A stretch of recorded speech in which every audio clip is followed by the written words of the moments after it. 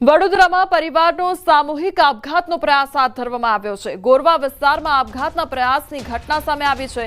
માતા પિતાએ 3 બાળકોને પણ ઝેરી દવા પીવડાવી દીધી।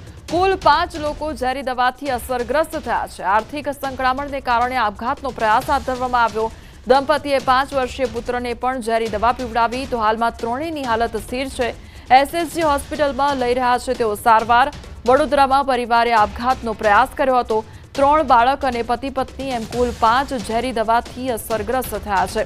તો પરિવારજનો દ્વારા આર્થિક સંકળામણને કારણે આ ઝેરી દવા ગટગટાવી દેવામાં આવી હતી। સંવાદદાતા હાર્દિક અમારી સાથે જોડાઈ ગયા છે। હાર્દિક, પરિવાર દ્વારા સામૂહિક આપઘાતનો પ્રયાસ હાથ ધરવામાં આવ્યો હતો। આખરે શું ઘટના હતી, શું કારણ હતું?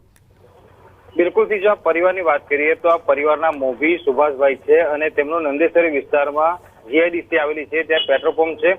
લગભગ 6 કરોડ રૂપિયાનું દેવું જે છે ત્યાં પરિવારને થઈ ગયું હતું।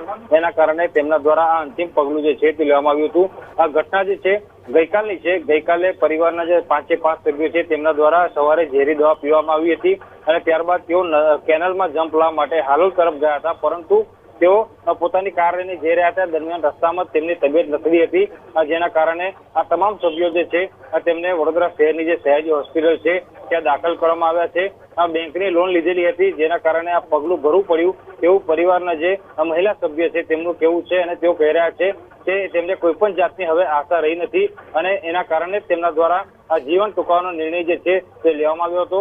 અત્યારે પરિવારના જે તમામ સભ્યો છે તેમની હાલત સ્થિર છે અને સયાજી હોસ્પિટલના તબીબો દ્વારા આ તમામ સભ્યોને સારવાર આપવામાં આવી રહી છે। જી હાર્દિક, સમગ્ર માહિતી બદલ આપનો આભાર। અમદાવાદમાં આપઘાતની વધુ એક ઘટના